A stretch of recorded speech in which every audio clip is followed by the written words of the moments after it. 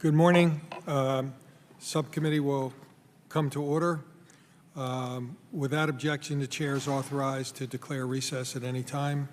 I'd like to thank you all for being here. Today we'll be hearing from representatives of the commercial space transportation industry and other airspace users on the Federal Aviation Administration's regulatory reform efforts. This is the fourth subcommittee hearing we have held over the past two Congresses that touched on commercial space transportation issues. Over that time, we have come to know and understand the commercial space transportation industry better, just as you've come to know us a little bit better. These past 2 years have been ones of tremendous growth for the industry. There have been more FAA license launches in the first half of 2018 than there were of all of 2016. Blue Origin and SpaceX continue to push the boundaries of launch vehicle reusability while driving down the price of the launch. ULA continues to deliver highly reliable launch services to the federal government and commercial partners. And the industry has a number of exciting new vehicles under development, including those that will soon be used to transport huge amounts of cargo and the first passengers into commercial space. And Rick assures me he's going to be on that first run. I've only scratched the surface when it comes to tremendous game-changing innovation that's occurring in this industry. We are poised to reap the benefits of these investments that you have made.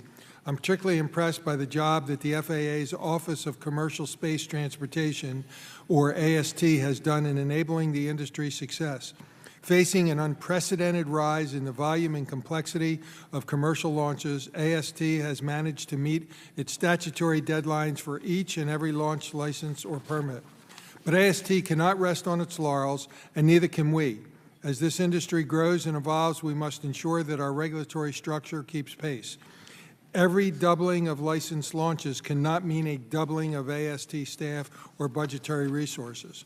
What's needed is a more streamlined regulatory approach that reduces complication, duplication, and uncertainty while preserving safety and leveraging the expertise of the commercial space transportation sector. FAA and AST are moving at breakneck speed to achieve the deadline imposed by Space Policy Directive 2, something that we all hope that they are able to achieve. But we also want to continue the discussion on launch and other commercial space transportation regulatory reform. As launch cadence increases, the impact on other national airspace or NAS users could increase as well. FAA is currently working on different procedures and technologies that can integrate commercial space operations into the NAS rather than merely accommodating them.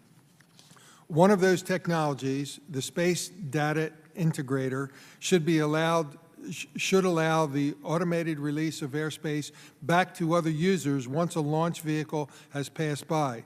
Much of the work on SDI is being conducted at the flagship technical center in my district, the FAA's Technical Center in Egg Harbor Township, New Jersey, which, if anyone is not sure, is at the Atlantic City International Airport. We look forward to hearing from our more traditional airspace users on additional ways to ensure safety in the NAS. Now I'd like to recognize Mr. Larson for any opening remarks.